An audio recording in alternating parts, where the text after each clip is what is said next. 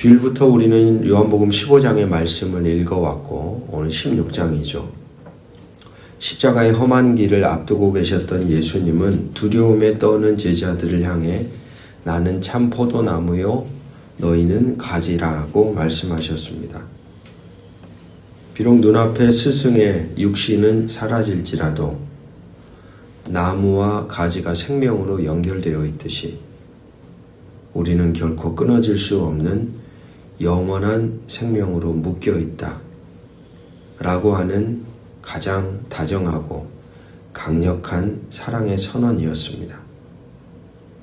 우리는 그저 주님 안에 거하기만 하면 생명의 수액을 공급받아 풍성한 사랑의 열매를 맺게 된다는 진리를 함께 배웠습니다.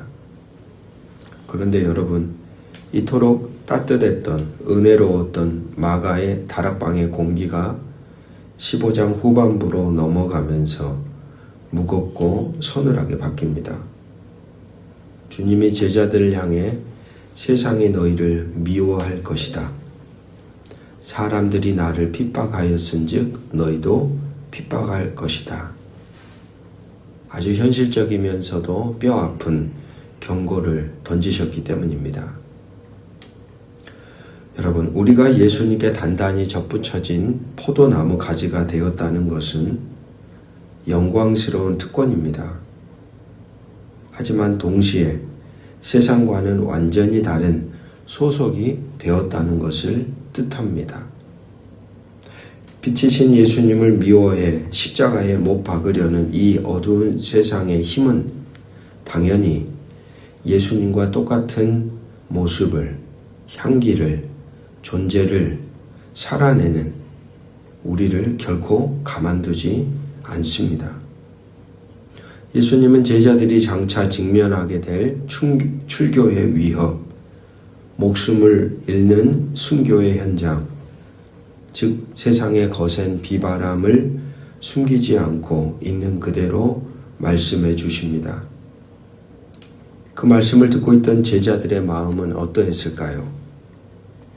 따뜻했던 그들의 마음 안에 이제 스승이 없이 세상 한복판에 홀로 남겨져야 한다는 두려움, 근심이 몰려왔을 겁니다.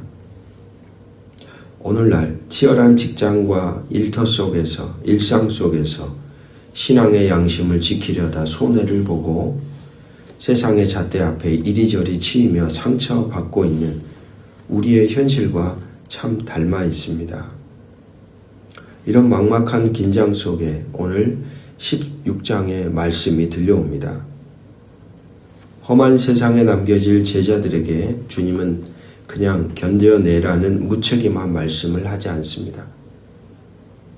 예수님은 우리가 세상의 미움 앞에 무방비로 쓰러지지 않도록 우리 곁에 파송하시는 강력한 하늘의 변호사, 즉 보혜사에 대한 놀라운 약속을 주십니다. 우리의 뼈저린 슬픔이 어떻게 세상이 빼앗을 수 없는 영원한 기쁨, 평안으로 뒤바뀌게 될 것인지 선포합니다.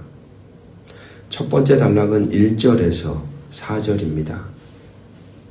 예수님은 1절에서 이 무서운 핍박의 이야기를 꺼내신 이유를 분명히 밝힙니다. 내가 이것을 너희에게 이름은 너희로 실족하지 않게 하려 함이니.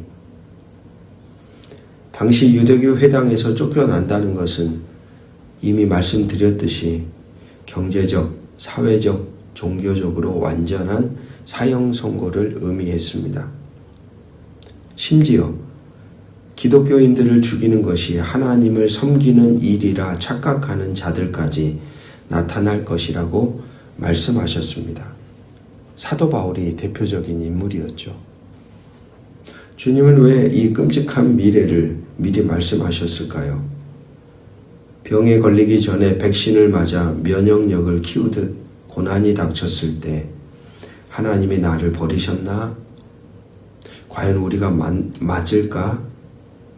우리가 틀린 것은 아닐까라며 의심하고 무너지지 않게 하려는 깊은 배려입니다.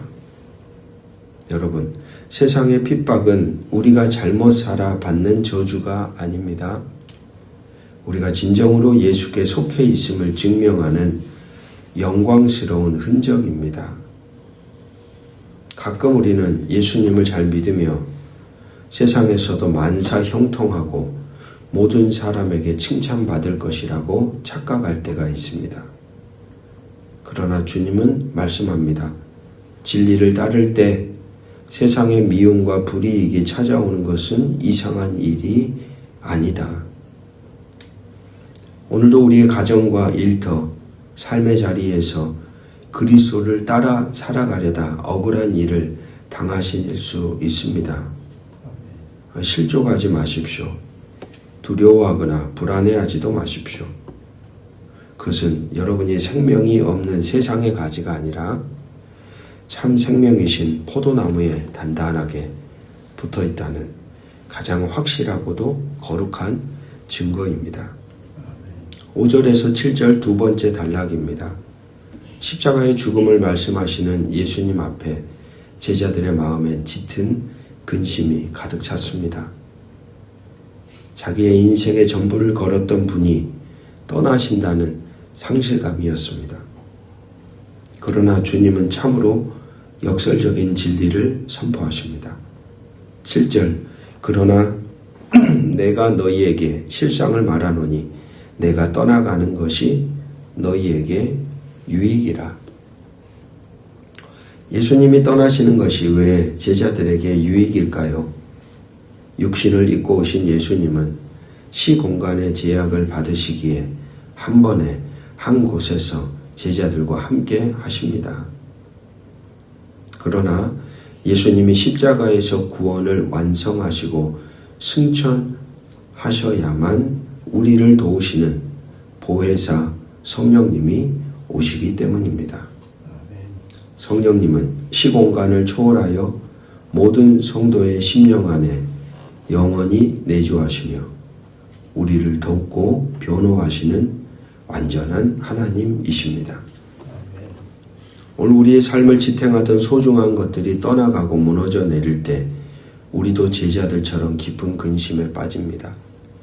그러나 여러분, 하나님이 우리의 삶에 무언가를 거두어 가실 때는 반드시 더 크고 영원한 것을 채워주기 위함임을 믿으십시오.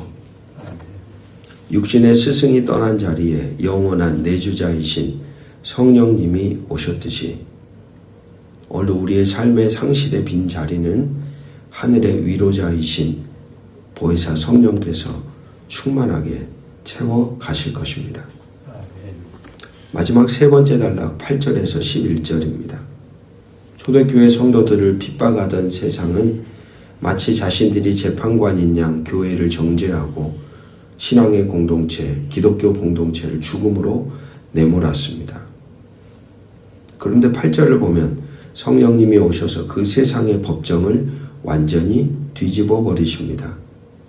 8절 그가 와서 죄에 대하여, 의에 대하여, 심판에 대하여 세상을 책망하리라. 세상은 예수 믿는 자들을 죄인 취급했지만 성령님은 예수를 믿지 않는 것이 가장 큰 죄라 책망합니다.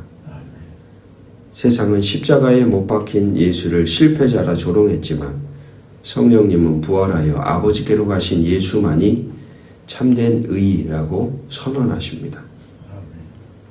세상의 권력자들은 자신들이 심판자인 줄 알았지만 성령님은 사탄 세상의 임금이 십자가에서 이미 심판을 받았다고 폭로하십니다. 우리 안에 계신 성령님은 힘과 돈의 논리로 교회를 짓누르는 세상의 거짓 잣대를 산산조각 내시는 강력한 하늘의 변호사이십니다. 여러분, 세상의 힘이 너무 커 보이고 돈과 권력이 없으면 당장이라도 실패할 것 같은 두려움이 밀려올 때가 있습니까? 세상은 늘 우리에게 말합니다. 너희가 틀렸다. 그러나 주눅들지 마십시오. 우리 안에 계신 성령께서 세상의 거짓된 판결을 뒤집어 엎으십니다. 세상 임금은 이미 십자가에서 패했습니다. 그리고 승리는 이미 확정되었습니다. 오늘도 우리 안에 거하시는 그 성령의 음성에 귀 기울이며 여러분에게 보고 듣고 깨닫게 하시며 걸어가게 하시는 그 진리의 성령 안에서 당당하게 오늘도 걸어가시는 하루가 되기를 주의 이름으로 축복합니다. 기도하겠습니다. 사랑의 주님, 세상의 거센 비바람 앞에 홀로 남겨진 것 같아 두려움과 근심으로 밤을 지새우던 우리의 마음을 오늘 다정한 말씀으로 품어주시니 감사합니다.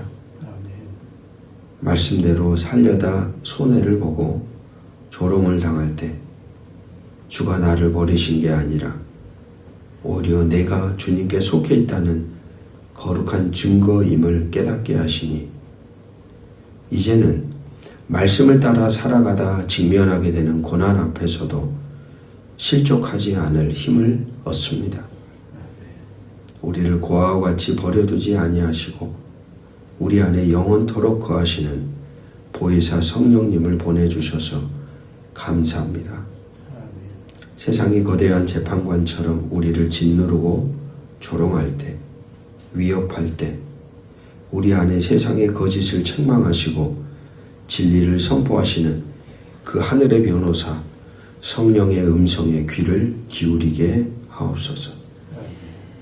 이미 십자가에서 심판받은 세상의 거짓된 권력 앞에 주눅들지 않게 하시고 오늘 하루도 내 곁에서 우리의 손을 굳게 붙잡고 걸으시는 성령님과 함께 세상의 잣대를 뒤집는 넉넉한 승리자로 살아가게 하옵소서.